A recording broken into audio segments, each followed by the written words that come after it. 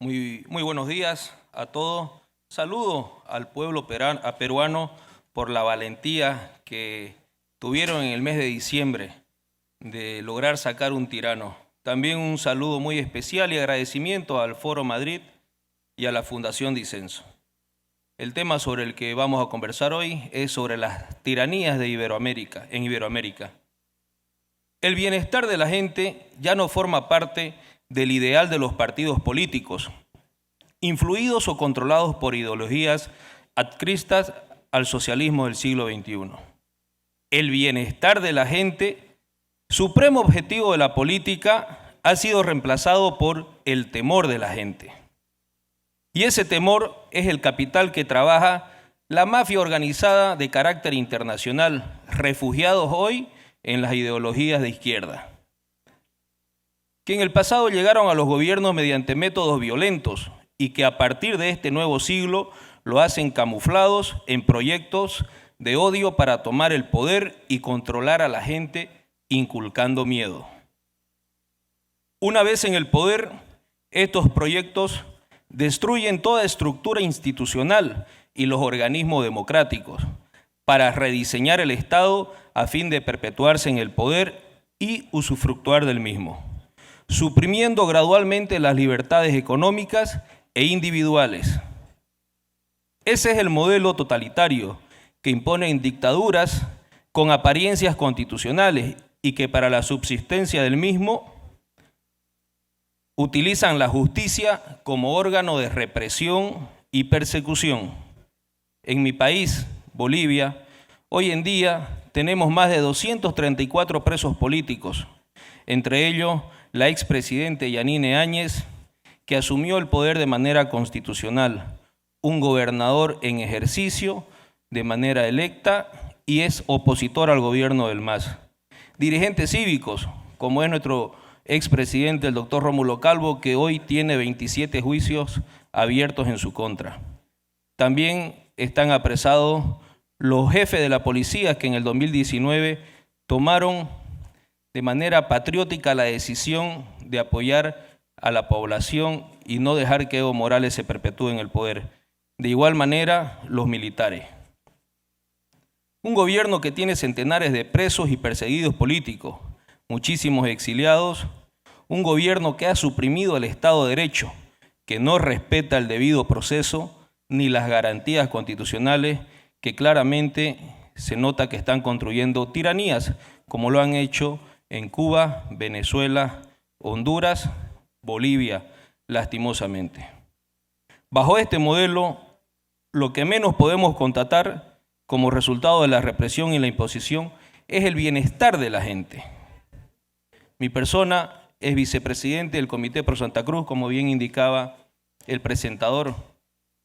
El Comité Pro Santa Cruz es una institución apartidaria, pero sí defensora de los derechos y de todos los ciudadanos. Es una institución que aglomera más de 300 instituciones, desde empresarios, pueblos indígenas, agropecuarios, profesionales, campesinos y sobre todo toda esta gente tiene un solo ideal, que es poder trabajar y vivir en libertad. El Comité Pro Santa Cruz es el único y hoy por hoy el último bastión de defensa del pueblo boliviano, ya que es el único que le viene haciendo frente al gobierno del MAS. Es la única institución que ni en el gobierno de Evo Morales y hoy en el gobierno de Arce Catacora han podido penetrarla, han podido infiltrarla y sobre todo no han podido controlarla. El Comité Pro Santa Cruz es una organización civil con ya casi 73 años de vida institucional.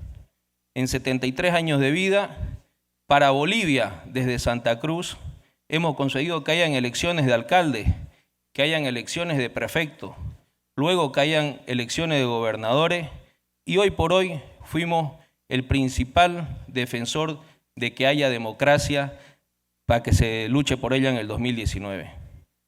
Somos la institución que el gobierno de turno está persiguiendo, como ya dije anterior, con la cantidad de presos políticos que tenemos. Pero somos la institución que vamos a defender en todo momento las libertades el derecho, la democracia por la cual venimos peleando ya hace más de 73 años, como dije, pero sobre todo vamos a pelear hasta conseguir que se respete el Estado de Derecho, no solamente en Santa Cruz, sino en Bolivia.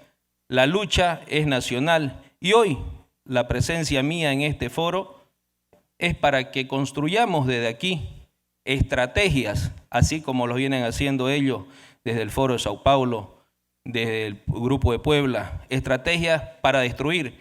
Nosotros tenemos que hacer estrategias para construir una Iberoamérica que esté libre, que se respete en la democracia, que se respete el Estado de Derecho. La única forma que podamos conseguir esto va a ser en unidad. Y creo que este segundo foro es un avance más que podemos hacer de hoy, desde Lima, un bastión importante de defensa de la democracia en Latinoamérica, para que construyamos el beneficio que todos buscamos, que es gozar de libertad en todo momento para toda Iberoamérica. Desde aquí tenemos que salir todos con un plan estratégico y sobre todo con la decisión firme de que en unidad toda Latinoamérica, toda Iberoamérica avanzará. Muchísimas gracias. Muy buenas tardes con todos.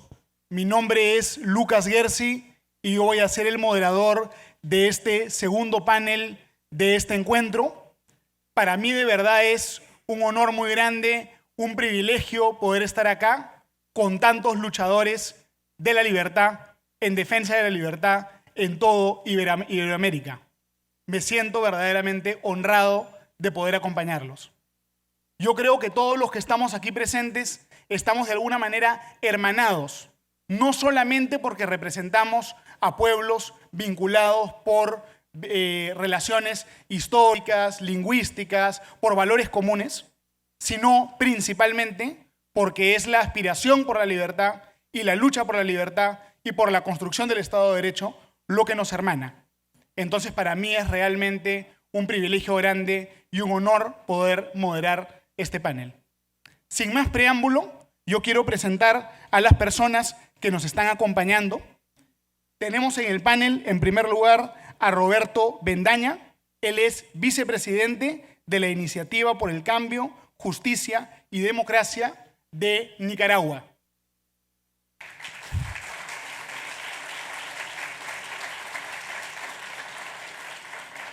En segundo lugar, tenemos nosotros a Carolina Rivera Áñez, hija de la expresidenta de Bolivia, Yanín Áñez, hoy día presa política.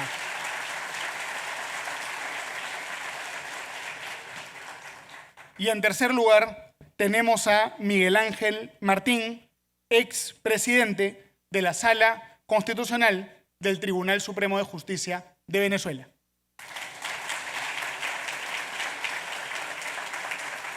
Yo voy a hacer una advertencia, voy a ser bastante estricto en el control de los tiempos para respetar la programación del evento y sin mayor preámbulo le concedemos el uso de la palabra a Carolina Rivera por espacio de 15 minutos. Gracias, Carolina.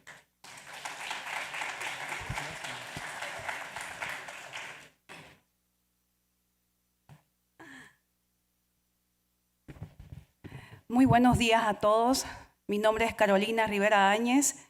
Soy hija de Yanine Áñez, expresidenta constitucional de Bolivia, hoy presa política del régimen del MAS. Quiero agradecer a todas las autoridades presentes. Quiero agradecer al Foro de Madrid, a Germán, Rocío, a la Fundación Disenso, a Eduardo, que han formado esta red y que a mí como boliviana me da una esperanza para luchar por la libertad, la democracia y para que haya una justicia imparcial, se respete el debido proceso y el Estado de Derecho en mi país, en Bolivia y en todos los países de la región, en toda Iberoamérica. Este modelo chavista que promueve el socialismo del siglo XXI hace una crisis económica y social que avanza en la hegemonía del poder en la región, como lo hace Nicaragua, Cuba, Venezuela, Bolivia, y esto va por todo. La desinstitucionalización gradual del Estado, la toma del órgano judicial, del órgano electoral, de todos los órganos del Estado, la toma de instituciones como el Ministerio Público, la Fiscalía General del Estado, la Defensoría del Pueblo y la Procuraduría del Estado.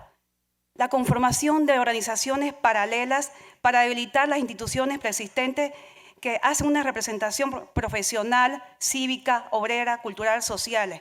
Todo esto es el camino que adoptan todos estos regímenes para establecer un sistema totalitario.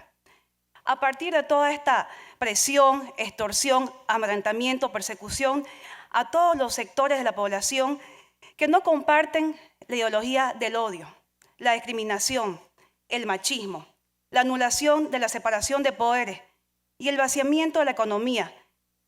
Todo esto montan procesos judiciales, fabrican pruebas, planifican las persecuciones políticas, la muerte civil, el apresamiento ilegal preventivo como una condena anticipada. En Bolivia ponen en detención preventiva como una regla. Esto es una forma de encarcelar a todos los que piensan diferente, a todos los que incomodan al gobierno. Mi madre, Yanine Áñez, está por su 6ª ampliación de detención preventiva en un proceso y lleva una sentencia de 10 años en otro proceso. Y así 2 centenares de presos políticos. Todos los procesos son indebidos e ilegales. Estas tiranías se legitiman con elecciones inconstitucionales como la de Bolivia el 2019, para la cual el órgano electoral desconoció el voto popular que por mayoría en 2016 había rechazado modificar la Constitución para habilitar un 4º periodo de Evo Morales.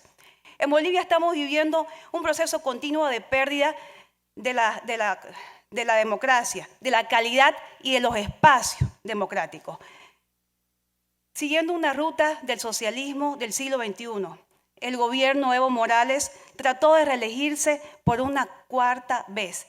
Violentó nuestra constitución política del Estado, desconoció los resultados de un referéndum y finalmente hizo un fraude electoral el 2019.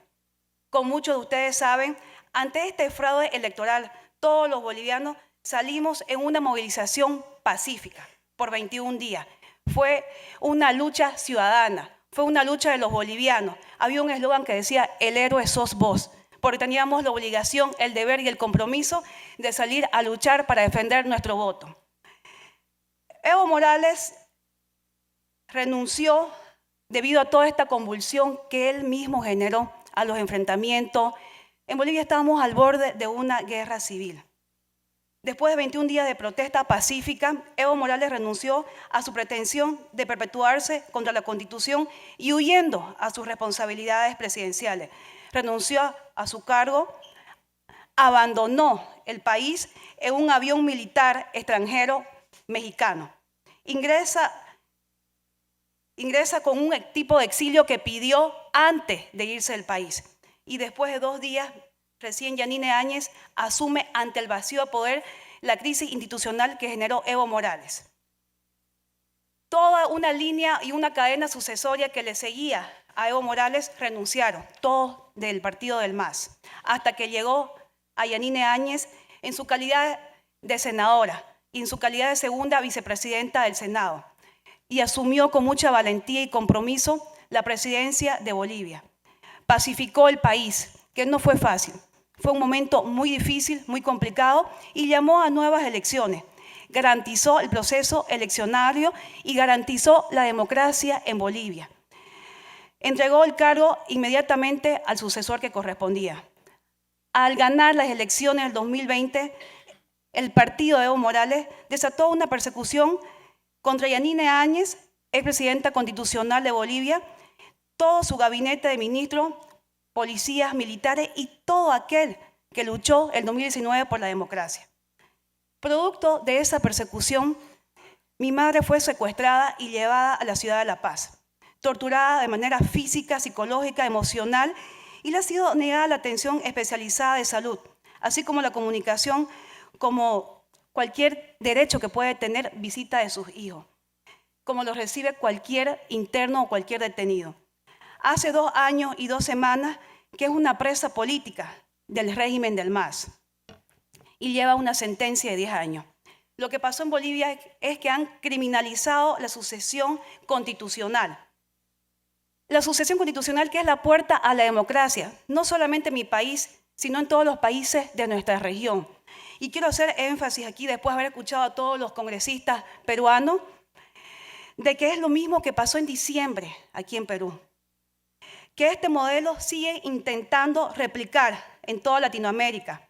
Intentaron hacerlo en Chile, intentaron hacerlo en Argentina, y se debate la misma situación sin discusión ante la crisis peruana, que es altamente influenciada por Evo Morales, como íntimo amigo, por el Foro de Sao Paulo, por el Grupo de Puebla, quienes crean caos y luego se hacen lo que dan la solución, quienes producen enfrentamientos y muertes y después son ellos las víctimas. Lo que ocurrió en 2019 en Bolivia pasó en diciembre en Perú, el pasado diciembre. Y lo que vivió y pasó la presidenta Boluarte, lo vivió mi madre, Yanine Áñez, es presidenta de Bolivia. Y por eso quiero hacer un reclamo ante la reunión que tuve ayer con el premier, de que me siento indignada, de que aún después de todo lo que pasó en Perú, de todo lo que vivieron los peruanos, que fue la misma situación que hubo en Bolivia, que tenga la respuesta de decir de que no pueden cortar relaciones diplomáticas. No podemos seguir siendo tibios. No podemos permitir que tiranos y dictadores sigan abusando de nuestros países.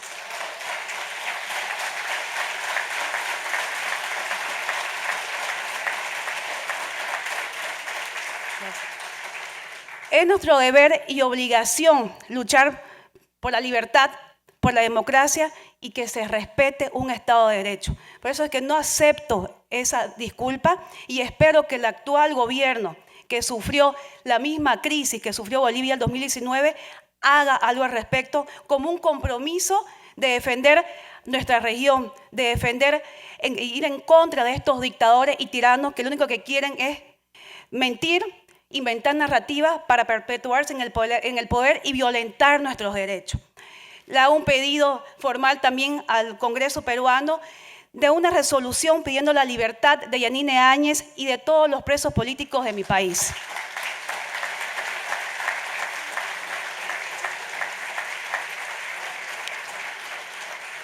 Y como gobierno que pasó la misma situación, hago un pedido al gobierno actual, a la presidenta Boluarte, al premier, que hagan un compromiso formal y oficial defendiendo la libertad de todos los países de nuestra región, incluyendo Bolivia, y luchando por todos los presos políticos, que son 200 presos políticos, una expresidenta presa, un gobernador electo de la región opositora de Bolivia preso en funciones y 200 presos políticos, entre ellos jóvenes, entre ellos policías, militares, que no quisieron y no permitieron que Evo Morales haga un golpe de Estado en Bolivia.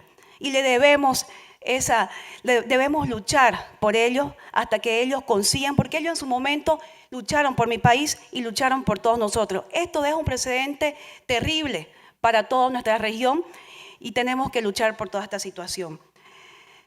Nosotros con esta red estamos sembrando una semilla de construcción ciudadana para realizarnos y trascender a lo largo de toda la región, de toda Iberoamérica. Y es lo que estamos trabajando con un equipo para que esa dimensión cambie, para que sea un análisis, para que haya otro tipo de liderazgo. Trascender respetando acuerdos.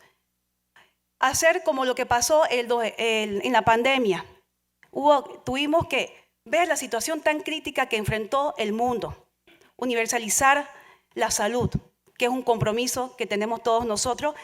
También tenemos que universalizar la visión de desarrollo del ciudadano, de Perú, de Bolivia y de todos los países iberoamericanos y de toda nuestra aldea global. Trascender, separar, respetar acuerdos, valores, respetarnos a nosotros mismos, respetar nuestra vida, lo que somos, nuestro entorno familiar, de dónde venimos, nuestra región, nuestro departamento, respetar nuestro país, respetar nuestra sociedad, respetar nuestra patria y respetar a todos nuestros países sin diferencias sociales, porque lo que nos disminuye y lo que nos resta son las diferencias sociales. Por eso es un compromiso que todos nosotros tenemos que luchar.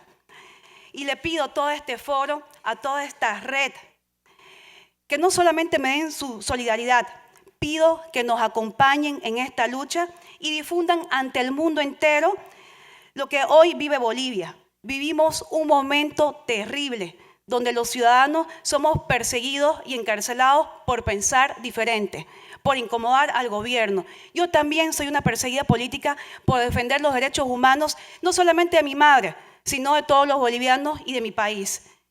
Somos perseguidos y encarcelados por razones estrictamente políticas. Así que tenemos que luchar y es nuestro compromiso y nuestro deber como defensores de la libertad y de los derechos humanos. Muchas gracias.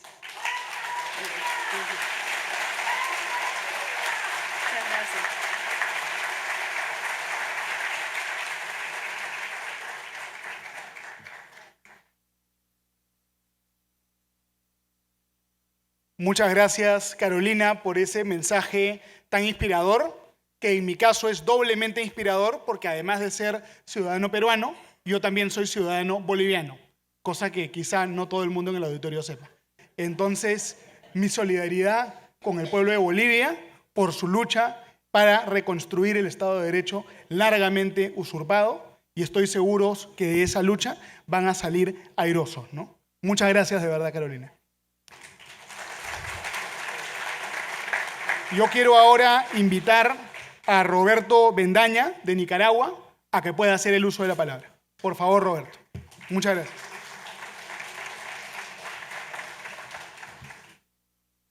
Buenos días y muchas gracias a todos. Mi nombre es Roberto Bendaña. Primero, darle las gracias a Disenso, a su presidente Santiago Abascal, Germán, a Rocío, Eduardo. Vengo de Texas, tengo 10 años, casi 9 en el exilio viviendo en Texas, y me llamó la atención una foto de Santiago con el senador Ted Cruz, viendo una foto de Ronald Reagan. Y el señor Reagan dijo en inglés, "When we stop being a nation under God, we will be a nation gone under", que significa cuando dejemos de ser una nación bajo Dios, vamos a ser una nación que nos vamos para abajo. Quisiera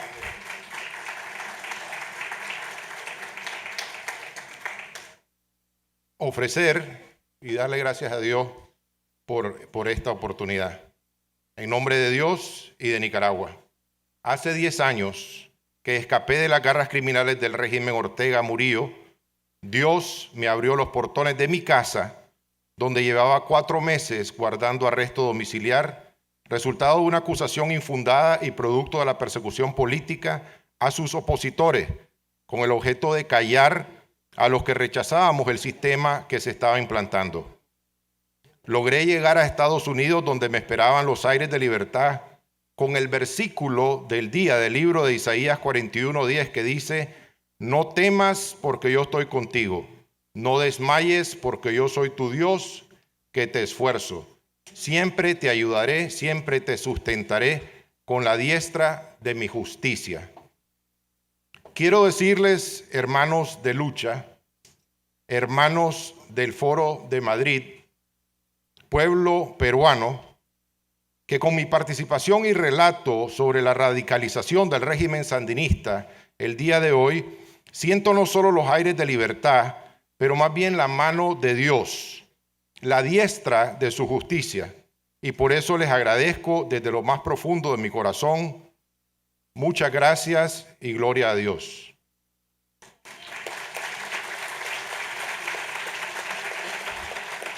No puedo dejar de recordar a mi padre aquí en la tierra, al doctor Fran Bendaña, que hace 41 años, en 1982, estaba ante el Comité de Relaciones Internacionales del Senado de Estados Unidos, declarando en una audiencia sobre los derechos humanos en Nicaragua, en su calidad de ciudadano estadounidense, pero también por delegación expresa del sector privado nicaragüense, el Consejo Superior de la Empresa Privada.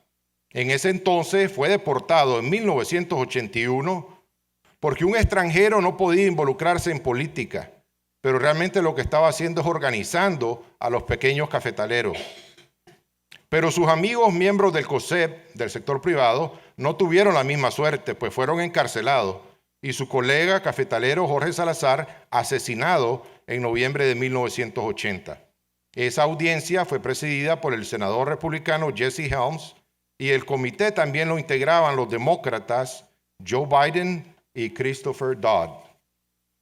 Lo que quiero resaltar es que la criminalidad del sandinismo se conoce muy bien, y no de ahora, sino desde su fundación y aún más desde su asociación con Fidel Castro. Y lo dijo la congresista Patricia Juárez.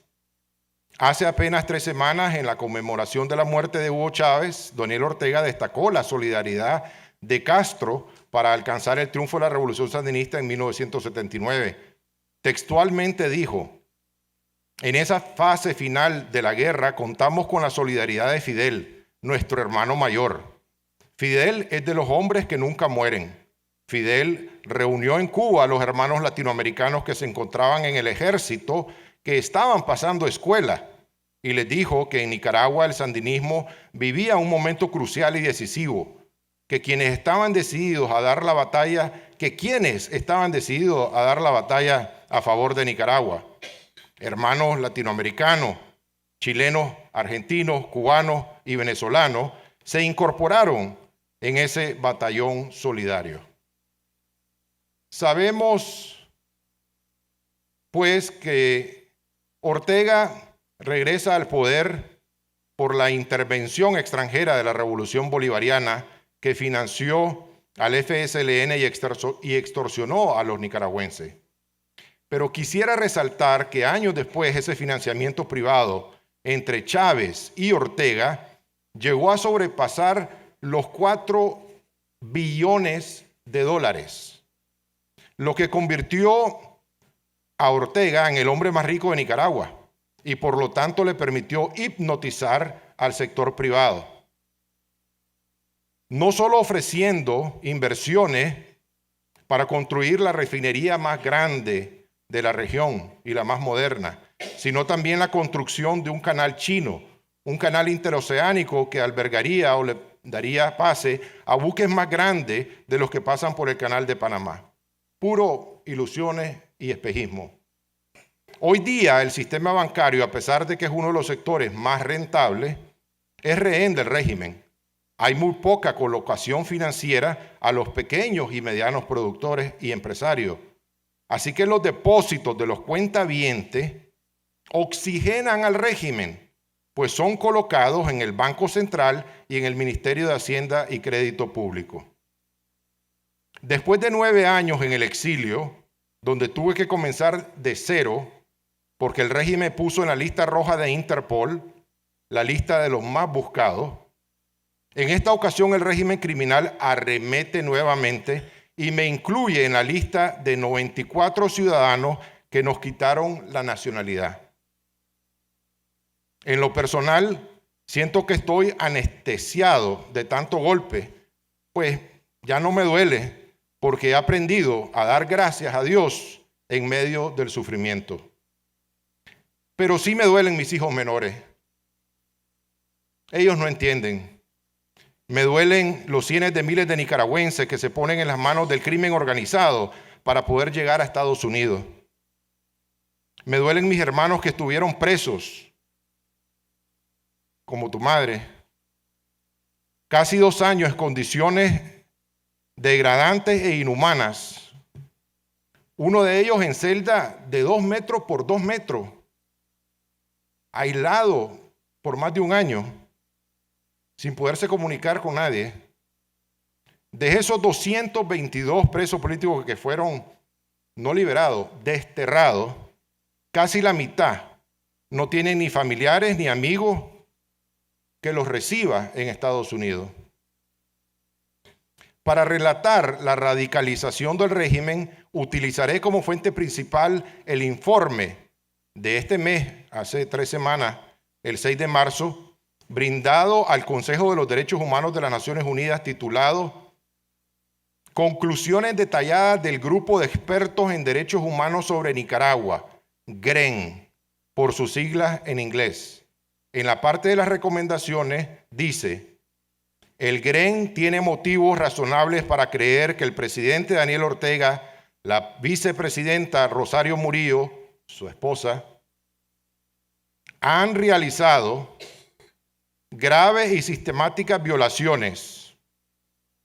Y continúa diciendo el GREN, concluyó, que dichas violaciones y abusos como actos prohibidos constituyen un ataque sistemático y generalizado contra una población civil a través de una política discriminatoria que comprende la comisión de violaciones a los derechos humanos y crímenes de derecho internacional que, además de haber resultado en la destrucción del espacio cívico y democrático en Nicaragua, verificado en todos sus elementos, permiten sostener la existencia de crímenes de lesa humanidad.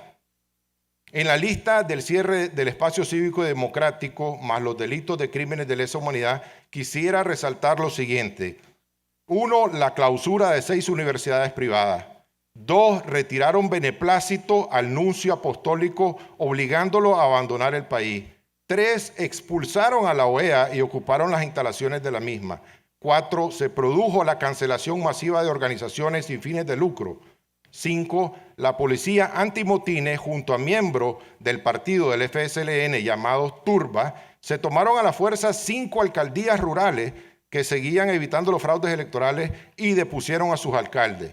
6, el 4 de agosto inicia la persecución y asedio contra un obispo de la Iglesia Católica, Monseñor Rolando Álvarez. El 6 de noviembre, que fueron las elecciones municipales, el Consejo Supremo Electoral adjudicó 100% de las alcaldías al FSLN. El 9 de febrero del pasado mes, el Tribunal de Apelaciones de Managua decretó la deportación inmediata a los 222 presos políticos que estaban comenzando a celebrar como la liberación. Inclusive la administración Biden hizo el gravísimo error de manifestar que era una seña de que podía haber algún diálogo. Lo que no sabían es que al día siguiente el gobierno los declaró traidores de la patria y a las personas liberadas y les privó de su nacionalidad nicaragüense. El 15 de febrero, una semana después, otras 94 personas, y yo estaba número 4 en la lista, fueron privadas de nuestra nacionalidad. Por último, en marzo se cerró el Consejo Superior de la Empresa Privada, el COSEP, y 18 cámaras del sector privado. Con esto quisiera mencionar 5 recomendaciones. 1, que tenemos que unirnos y fortalecernos, como ya lo han dicho, pero alrededor de una nueva narrativa conocida como la responsabilidad de proteger, sustentada por la doctrina internacional y ahora analizada por la misma OEA. 2, promover la unidad de la oposición nicaragüense alrededor de un consejo de transición para la democracia de Nicaragua. 3, presentar acusaciones ante la Corte Penal Internacional, Continental Americana de Derechos Humanos, la Comisión Internacional de la Delincuencia, mejor conocida como la Comisión de Palermo. 4, congelar y sancionar al Ejército Nacional, que sabemos que tiene sus raíces en el Ejército Popular Sandinista y ha cometido crímenes de lesa humanidad. Y por último, a la comunidad internacional, y aquí obviamente hoy en día que me han cogido como en mi casa, continuar la respuesta humanitaria a los 222 más los 94, a los 316 desnacionalizados y a los inmigrantes que están saliendo del régimen ilegítimo y criminal de Nicaragua. Hermanos todos, debemos fortalecer y dar a conocer la iniciativa del Foro de Madrid en la región y por todo el mundo para lograr la democracia, libertad y Estado de Derecho. Dios los bendiga.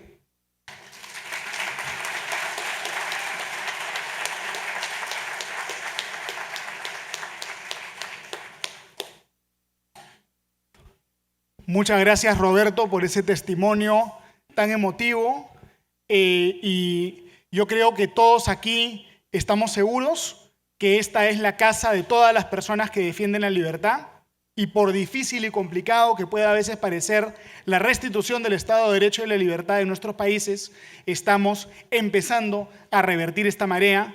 Entonces, de verdad, muchas gracias. Ahora yo quiero invitar al uso de la palabra al señor Miguel Ángel Martín por espacio de 15 minutos. Por favor, Miguel Ángel. Gracias. Buenas tardes. Dejar mis ojos.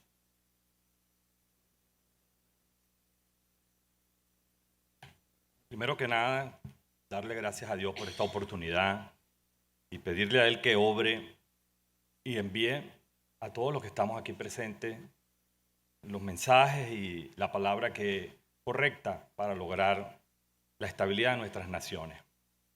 Los que me han precedido en la palabra han hecho sus testimonios y yo dije, bueno, yo tengo que dar mi testimonio como venezolano. Cuando el señor Chávez llega al poder, ustedes recordarán que hubo un momento en donde él se dirigió en la plaza central de Caracas y dijo, exprópiese. Y todos nos reímos y dijimos, usted está loco, ¿cómo vas a decir que se expropia? Bueno, total, como era una joyería, un edificio de joyería.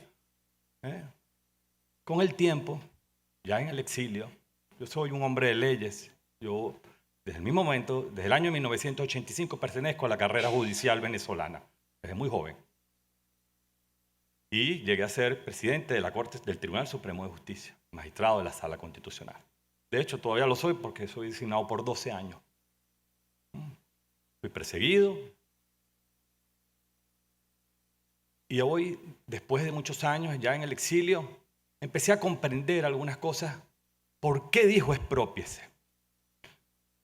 ¿Por qué expropiaba ese edificio? Ese edificio está enfrente del Parlamento venezolano, al lado de la catedral, muy cerca de la Academia de Ciencias Políticas. ¿Y quiénes entraron allí? Las Avispas Negras, un grupo cubano que organizó toda la inteligencia en Venezuela. Ninguna marcha que se ha hecho en Venezuela, en la resistencia que hemos hecho en 22 años, ha llegado al centro de poder. Yo decía, ¿cómo es posible que ninguna marcha llegue al centro de poder? Tuve la oportunidad de conocer al general que organizó un corredor de seguridad en las ciudades principales de Caracas. Y la red de espionaje estaba en los motorizados, en los taxistas, en los vendedores de periódicos. Llegaron los bielorrusos, los chinos y los iraníes a construir edificios. Y uno decía, ¿pero qué hacen estos señores aquí si nosotros tenemos tremendos ingenieros? Y fueron a construirlos. ¿Y dónde se construyeron estos edificios? En los corredores de seguridad. Cada vez que había una marcha o una protesta para atacar el régimen, inmediatamente salían de esos edificios que se le habían entregado a miles y miles de familias, amoblados, con la foto del señor Chávez atrás. Por supuesto, no le daban el título propiedad, pero eran los corredores de seguridad. Entonces, cuando recuerdo esto, como venezolano, decían, es que este señor viene con la tesis cubana. Y uno, el venezolano, decía, esto es imposible, nosotros somos venezolanos, nosotros lo tenemos todo, nosotros tenemos mucho dinero, nosotros tenemos una democracia excelente. La vanidad impidió que viéramos. Y lo peor de todo es que los que principalmente tenían que observarlo era la clase política venezolana. Y el señor Chávez llega al poder por la clase política venezolana y por las élites económicas venezolanas. Él no creía en Dios. Él no creía en la Santa Iglesia Católica. Chávez no creía en la resurrección. Chávez está en el purgatorio. Y ningún rosario le llega. Ninguno.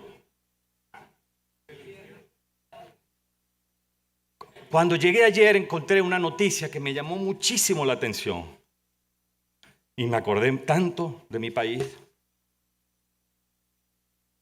El narcotráfico financió protestas vandálicas en Perú. y hablaban de que habían detenido a un narcotraficante conocido en el AMPA como Leche, el llamado Señor de los Cielos, que el almirante que me antecedió en la palabra también lo comentó.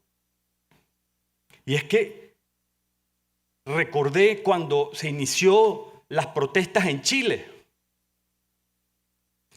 Y un equipo, en el cual yo ahora trabajo en materia de seguridad y defensa, siguiendo el rastro del dinero, descubrimos que un grupo de bolivianos que viven en la frontera con Chile y que tienen un dialecto muy parecido, no sé realmente qué parte es, tenían ya casi un año viviendo en Santiago, trabajaban en Santiago, y por supuesto cuando comenzaron la protesta en el gobierno del presidente Piñera, era imposible detectar de dónde venía el dinero y cómo organizaban eso. Informantes me dieron también a mí detalles de cómo fue el ataque para que Petro regresara al poder o llegara al poder. ¿De dónde venían las protestas, el dinero? Y eran grupos ecuatorianos entrenados. Esto, señores, es una guerra entre el bien y el mal. Esto no se trata de izquierda o derecha. Hay que aplaudir la represa que ha construido algunos países como el Perú, que ha estado a pesar de todas las dificultades que ha tenido, desde el punto de vista de gobierno ejecutivo, las represas constitucionales han funcionado para impedir no una tiranía, sino una narcocracia. Porque es el narcotráfico el que está detrás de todo esto. Es el narcotráfico que quiere poseer todos estos gobiernos y cambiarle a los estándares y cambiar las narrativas. Y por eso hay que aplaudir al Congreso y a sus integrantes del Perú que han impedido que avance esta narcocracia en esta bella Perú.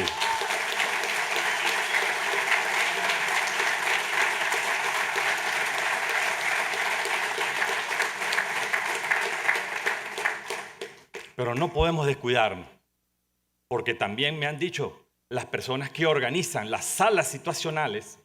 Yo tuve la virtud de conocer al creador de las salas situacionales. Y las salas situacionales trabajan desde las 7 de la mañana hasta la noche y no se les escapa absolutamente nada. Perú está en riesgo. Perú está en peligro. Y hay que tener los ojos bien abiertos. Cuando yo firmé la Carta de Madrid, porque yo firmé la Carta de Madrid, muchos de los políticos venezolanos míos me dijeron, pero ¿por qué tú te involucras en política si tú eres un magistrado?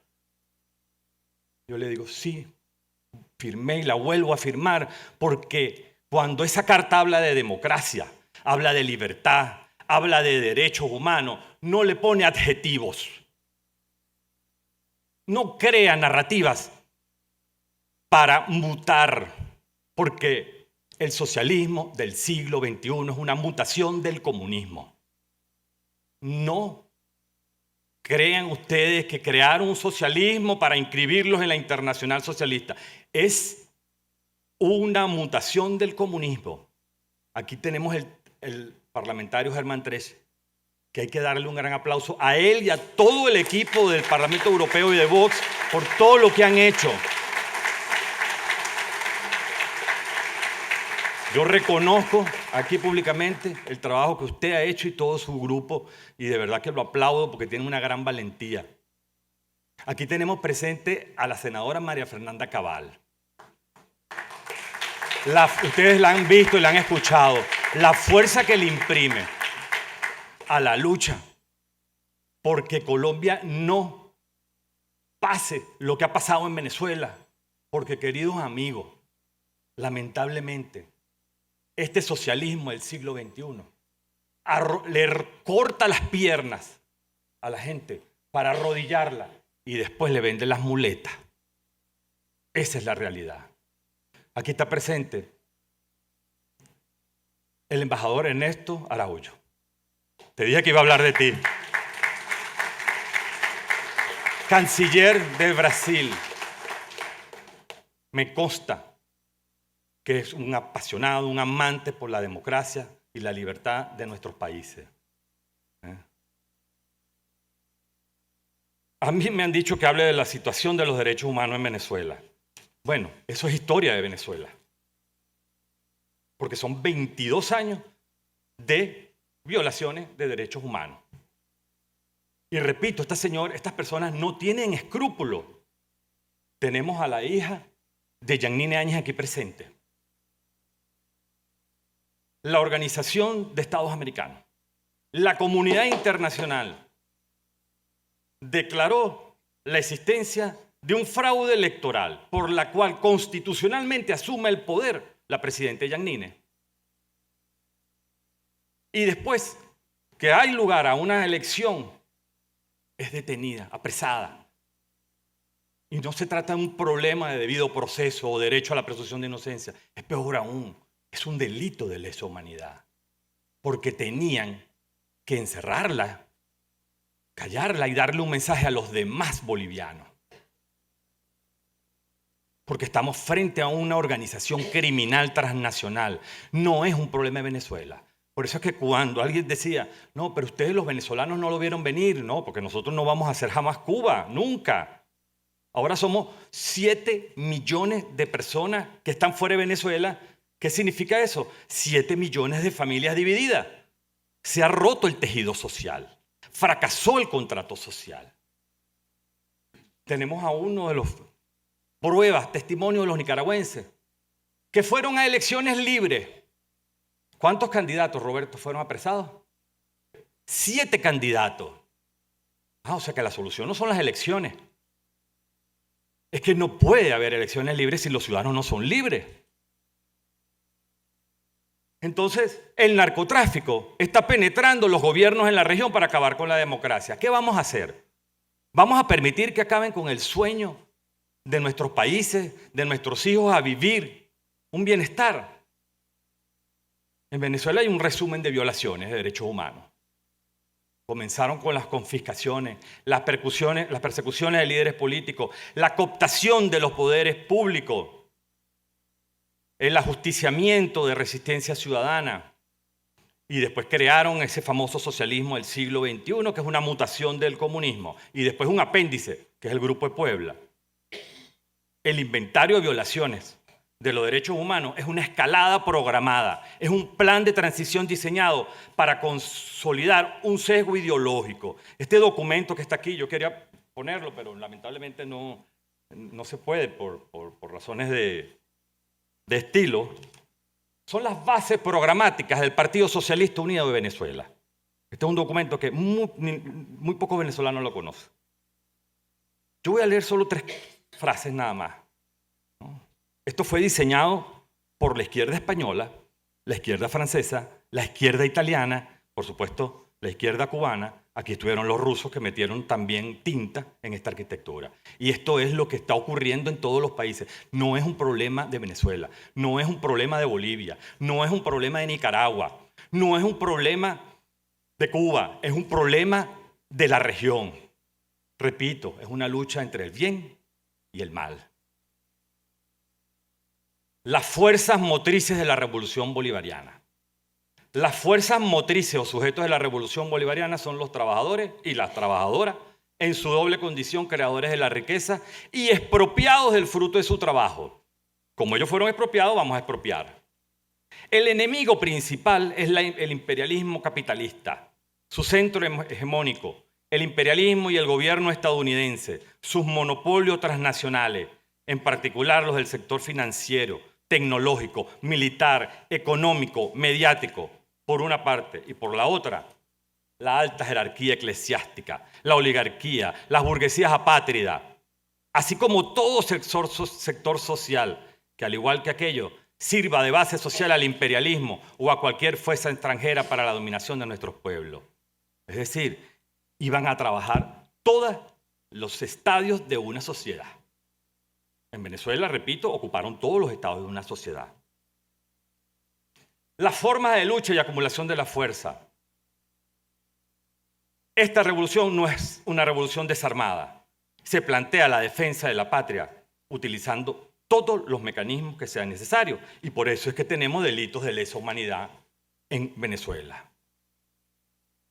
Ahora, es un crimen organizado transnacional. Estos son puntos de cuenta firmados con la firma de Maduro como presidente, del caso de Odebrecht, donde hubo miles y miles de millones de dólares de obras que nunca fueron fabricadas. ¿Y a dónde fueron ese dinero? ¿De dónde venía ese dinero? Porque no era recurso venezolano.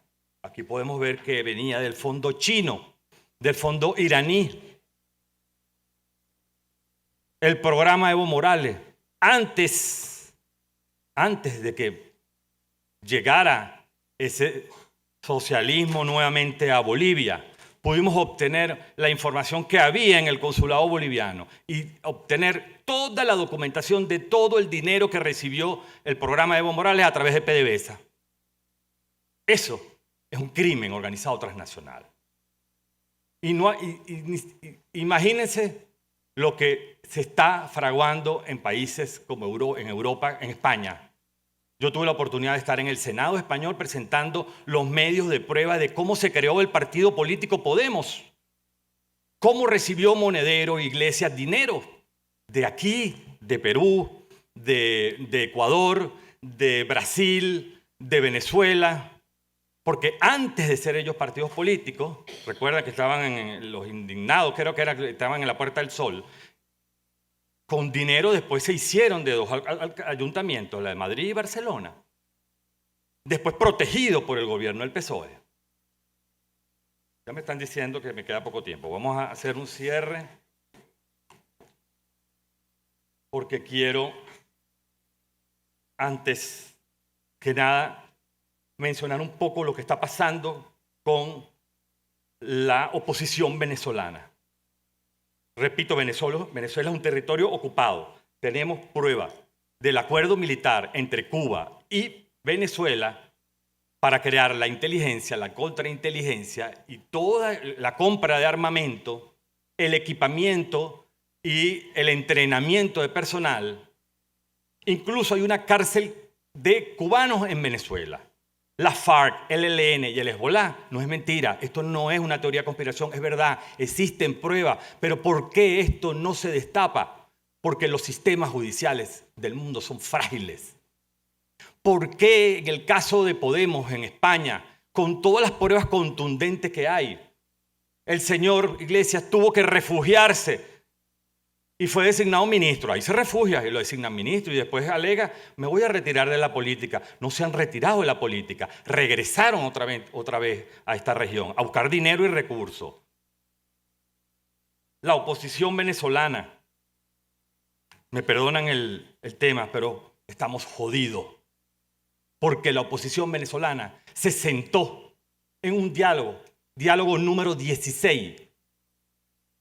Número 16. Y después que teníamos tras las cuerdas al régimen asustado en épocas del presidente Trump, en épocas del presidente Bolsonaro y en otros presidentes aliados, la oposición se siente en un diálogo. Vean ustedes, territorio del diálogo, México.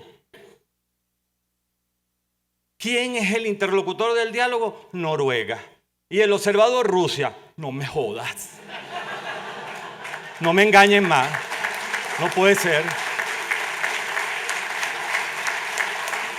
Y después, uno de los interlocutores del diálogo de la oposición venezolana se le entrevista, porque se incorporó Macron y Petro. Le preguntan, ¿pero qué vamos a hacer con el diálogo? No, es que no podemos decir nada porque tenemos que respetar al interlocutor. Ha pasado 1 año y medio. ¿Saben para qué ha servido el diálogo?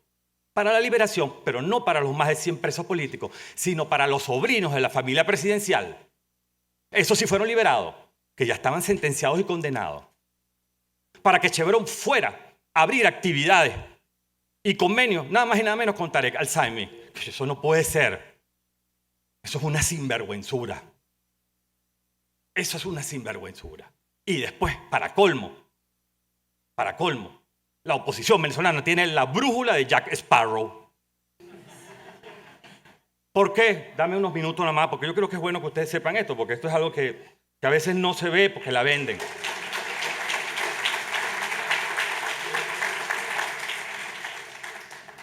En el año 2018, Maduro es elegido en una reelección por fraude, ¿no? Que fue el resultado donde la Cancillería, los grupos de Lima, la OEA, el Parlamento Europeo dijo, es un fraude. La oposición dijo, no podemos ir a esa elección, y no fue. Resultado, bueno, Maduro gana fraudulentamente. A ellos no les importa eso. En el año 2020 hay unas elecciones parlamentarias y también decide la clase política venezolana, no vamos a elecciones porque no hay condiciones. Resultado, regresa al Congreso venezolano el chavismo con 277 diputados. Pierden el espacio, los poderes.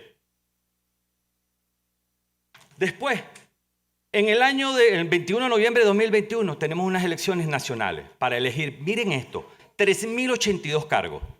3.082 cargos. Y esto pasó.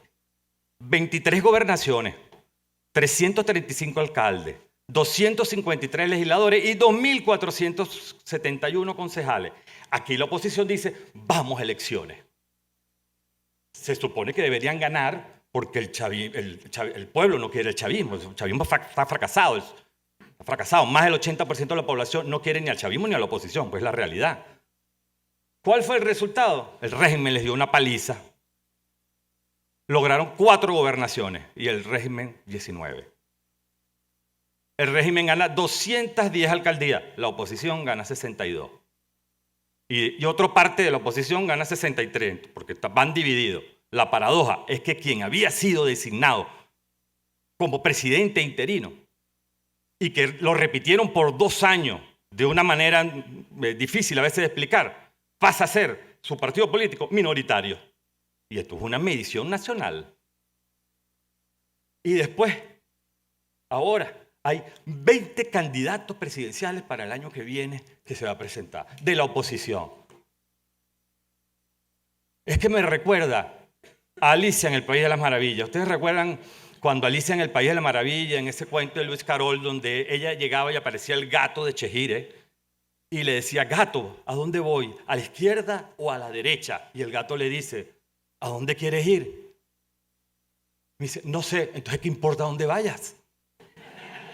Entonces tienen la brújula de Jack Sparrow y no tienen la dirección.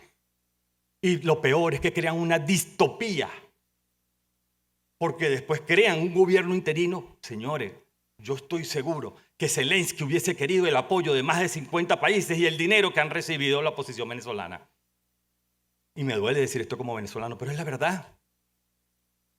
Ese dinero sirvió ¿para qué? Para que ese presidente interino que nunca quiso asumir la presidencia encargada de la República, como lo dice la Constitución, que nunca quiso designar ministros como debería ser, solo designó 2 comandantes militares. Uno, para hacer una operación, está preso en Nueva York por narcotráfico. Y el segundo que designó está demandado en la Corte Penal Internacional por las torturas a los jóvenes estudiantes. Eso no puede ser cuando tenemos unos militares de alto nivel fuera del país que pueden perfectamente hacer un trabajo de seguridad y defensa. Eso, más los millones de dólares que han recibido, hubiese sido perfecto para por lo menos liberar a Venezuela. Pero no, nos vamos a elecciones. Entonces, señores, ¿qué nos queda? ¿Qué nos queda? Todo imperio del mal es superado en número por su pueblo. ¿Y quién verdaderamente dirige este país o los países?